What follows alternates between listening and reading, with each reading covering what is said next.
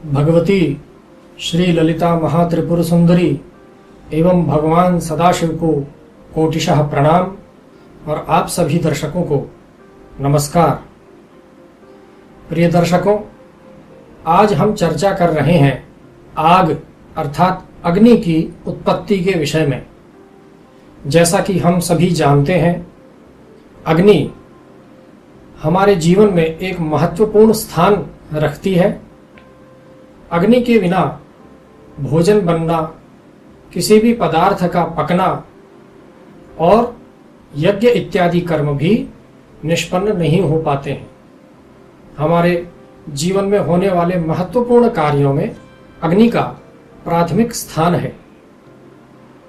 इस अग्नि की उत्पत्ति के विषय में, अग्नि सर्वप्रथम कब उत्पन्न हुई, सबसे पहले आग कब जलाई गई, इस संबंध में विभिन्न प्रकार के विद्वान वैज्ञानिक अपने अपने मत देते रहे हैं। कुछ विदेशी विद्वानों की माने तो उनके विचार यह रहे हैं कि आदिकाल में जब आदि मानव जंगलों में भटक रहे थे तो उन्होंने पत्थर फेंके होंगे और वही पत्थर जब दूसरे पत्थर पर जाकर के लगे तो वहां से चिंगारी उत्पन्न हुई और उससे आग की उत्पत्ति हुई और उन्होंने उस आग को जलाना सीख लिया। कुछ विदेशी विद्वानों का यह कहना है कि वनों में सूखे पेड़ जब आंधी या तूफान के कारण एक दूसरे से टकराते हैं, उनमें घर्षण होता है, तो आग उत्पन्न हुई और उस अग्नि को ही आदि मानव ने संरक्षित कर लिया, उसे बचा करके रख लिया और उससे अग्नि की उत्पत्ति आगे होती रही। इसी प्रकार के और भी कई मत हैं जो कि विदेशी वैज्ञानिक देते रहे हैं।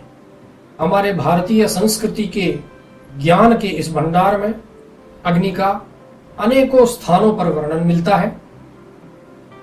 युगों पूर्व के जो हमारे वेद हैं उनमें भी अग्नि का बहुत वर्णन मिलता है, बल्कि यह कहें कि प्राथमिक रूप से अग्नि का ही वर्णन मिलता है।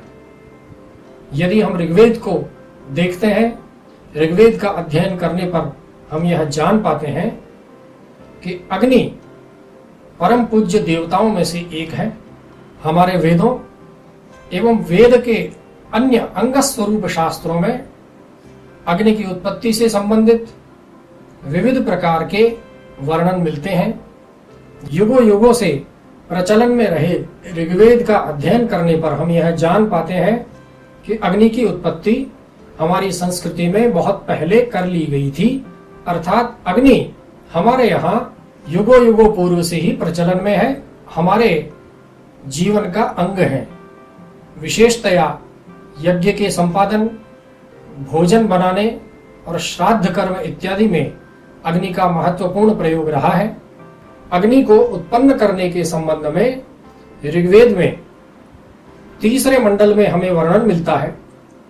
ऋग्वेद के एक मंत्र में यह बताया गया है कि यज्ञ इत्यादि कर्म के लिए अग्नि उत्पन्न करें, और उस अग्नि को उत्पन्न कैसे करें? अरणि पर मंथन के द्वारा इस अग्नि को उत्पन्न करें। अरणि जो कि विशेष प्रकार की लकड़ी से बना हुआ एक यंत्र है। इसमें एक लकड़ी नीचे रखी जाती है और दूसरी लकड़ी ऊपर से रखी जाती है, और ऊपर वाली लकड़ी को मथा जाता है।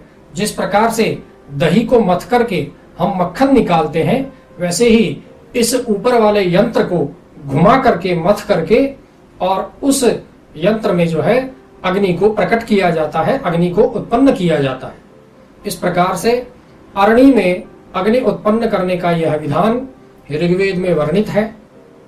यह मंत्र इस प्रकार से है: अस्ति दमधिमंथनमस्ति प्रजननम कृतम एताम विष्पत्नीमा भराग्निम मंथाम पूर्वथा। अर्थात आप अग्नि को उत्पन्न करने के लिए अरणि पर इसका मंथन कीजिए और इसको प्रकट कीजिए, अग्नि का उत्पादन कीजिए, उसी प्रकार जिस प्रकार से पूर्व आचार्य करते आए हैं। ऋग्वेद के इस मंत्र में भी यहां भी यह बताया गया है कि आज भी प्रथम बार यह अग्नि उत्पन्न नहीं हुई है, पूर्व आचार्य भी, पहले विद्यमान आचार्य भी इसी प्रकार से अग्नि का मंथन करते आए हैं, अग्नि को उत्पन्न करते आए हैं। अतः हम इस मंत्र के द्वारा और भी अन्य उदाहरणों के द्वारा यह जान सकते हैं कि अग्नि की उत्पत्ति कुछ वर्षों पूर्व पत्थरों के आपस में घर्षण करने से या आदि मानव के द्वारा प्रकट नहीं की गई है। यह पूर्णतया वैज्ञानिक रूप से यज्ञ इत्यादि संपन्न करने के लिए, भोजन इत्यादि बनाने के लिए, अन्य हमारे जीवन के आवश्यक कार्यों का निष्पादन करने के लिए वैज्ञानिक रूप से हमारे आचार्यों ऋषियों द्वारा उत्पन्न किया गया है।